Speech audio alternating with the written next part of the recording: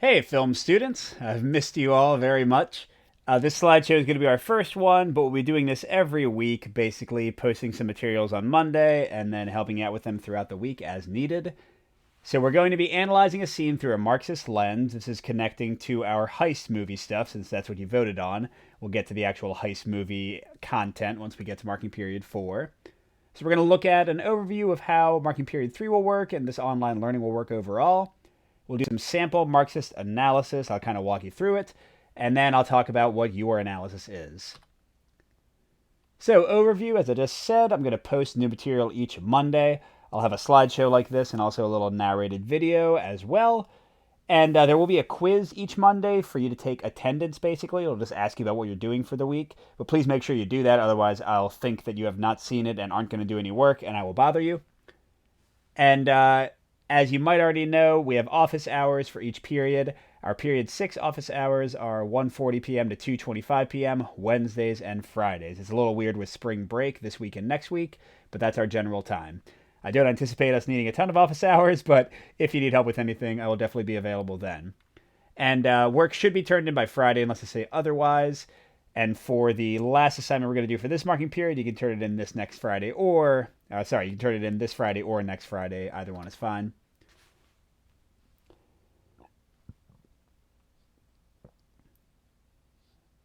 So for this week and next week, we only have office hours Wednesday this week and Thursday next week because of the spring break days off. The Marxism paragraph's the only new assignment. We'll get into that. But you can redo any old assignment. This is an elective. I want your grade to be good. So if you see anything in the grade book, just let me know that you're going to do it, and I will regrade it. If you need help with redoing it, just let me know. All right, so let's get into the actual content. We'll talk about this more with heist films, but I wanted to keep things pretty simple. We did do a little bit of this at the beginning of the marking period, so some of you might remember.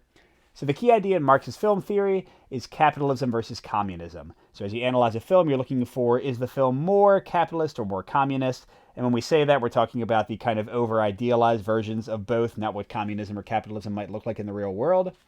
So the questions to ask are, how important is money in the film?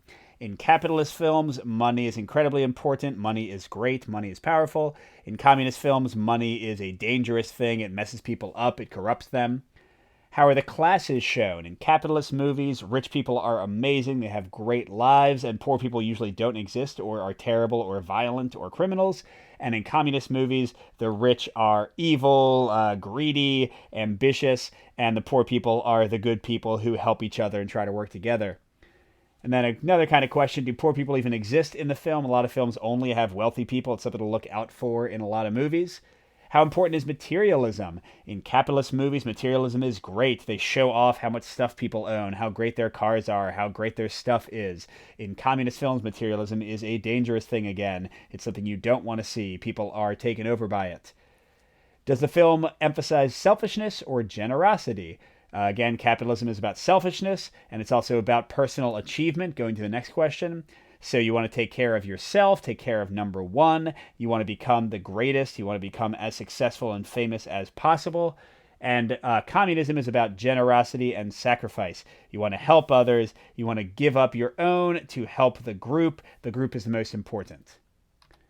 So to talk about a few of the movies we've watched this quarter, let's see. For Your Name, I would say that that is overall a communist film. Clearly, there's a lot of sacrifice, especially in the end, trying to rescue the village.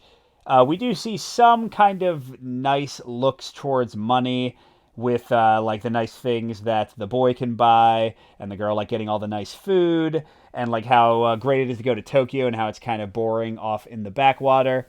But we also see some beautiful things about family and togetherness and like kind of a culture of generosity, especially in that small village. So Your Name has a little bit of capitalist in there, but I would say it's mostly communist.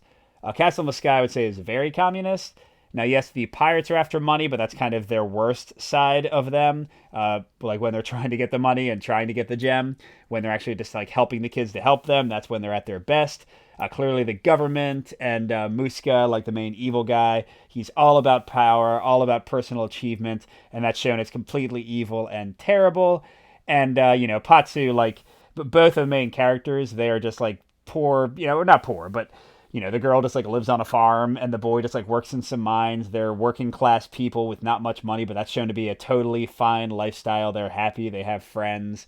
So Castle in the Sky, I would say, is strongly communist, even more than Your Name. The Last Dragon, I mean, I don't know. So we've certainly got some like sacrifice and protecting others, but a lot of the movie is about Leroy kind of achieving his best self and becoming the strongest martial artist possible, which we could see as a capitalist kind of goal for like personal achievement. Also, The Last Dragon does emphasize how his family are like good people for running their own business, their pizza shop. And we see how Leroy has his own dojo teaching people, which could be seen as like kind of capitalist ideals, like becoming entrepreneurs and starting your own business. But again, there's a lot of like sacrifice and helping others and like rescuing his brother and protecting the girl. And clearly the villain is shown as a terrible rich person who only cares about money, Eddie Arcadian. And I mean, even Sho'nuff is kind of evil because he's obsessed with being selfish and making himself the best. So a bit of a mixed message here. I would say probably how evil the rich people are puts it a little bit on the capitalist side in the end. But there is definitely like kind of a mix of capitalist communists. And then Fist of Fury, it's all like the rich Japanese versus the poor, just hardworking Chinese. I can't think of any positive thing shown toward capitalism in this. And even like, Bruce Lee's character going off and doing his own thing is kind of shown as bad. Like you're supposed to stick with the group and do what the group wants. But yeah, like the Japanese people are like going to like, bars where ladies are dancing and like bringing in like, Americans who are violent and just kind of flaunting their wealth. So Fist of Fury, 100% communist. And you'll see that a lot of movies tend to be kind of like communist on purpose. Now, there's a lot of clips here. You can use some of them for your analysis, but we're going to look at Mean Girls. And actually, you know what? I opened this in another window. Let's look at that real quick. So this is when she first meets the Plastics, including Regina George. I'm going to let the clip play, and then I'll talk about it. Actually, you know what? I guess you won't hear the sound, I just realized. So I'll just kind of go through without the sound. So, these are the Plastics. She's, like, shocked that she's homeschooled. She's interrupting her. So you could say that, like, the Plastics are being shown as rude, as controlling. They are the rich people. She's kind of the plainer girl in, like, a little flannel shirt. But here's the challenging thing in Mean Girls, and the reason I picked this clip.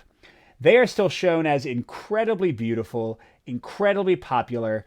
Everyone wants to be them. Even though there's some of them are dumb, nobody cares. Like, their lives are the best, better than everybody else. And you have to, like, you want to become them. She even almost becomes one when she's kind of, like, seduced by their lifestyle. So it is a common thing you'll see in movies, even if you think they're overall communist, that they have, like, this tendency towards capitalism. Like, look how nice their houses are. And I'll say there's another example where, like, poverty is not really shown. Like, even, Lindsay Lohan's character is still, like, in a pretty good life. And, like, it's not like her house is, like, falling apart. She's having, like, a hard time or, like, her parents are out of work. So there's, and a lot of the, like, teen school movies do this. Like, everyone is basically kind of rich, and richness is kind of nice. So you could say this is communist, but I just wanted to show you how, like, capitalism can really sneak in to these movies and these scenes. And again, sorry we couldn't have a volume for that and even think about that problem until just now. So that goes into your task. I want you to watch a movie, whatever you want, and I want you to write 1 to 2 paragraphs analyzing how it is and is not capitalist or communist. Basically, just talk about it in a Marxist lens. If you can't find a full movie, you can watch a YouTube clip, including one of the ones I included on the slideshow, and just analyze the capitalism and communism in that. And that'll be your one task for the next 2 weeks. Besides that, you can redo anything you want. Let's keep it nice and casual, and we'll get into more kind of serious work in Marking Period 4. So if you have any questions about this, feel free to post on the Padlet. Please go do the quick online quiz in Classroom to show you've seen this and that you know what you're doing. And then, whenever you want in the next 2 weeks, watch your movie, watch some clips, do your analysis, and we'll have some fun with that. And thank you all. Hope you have a good time.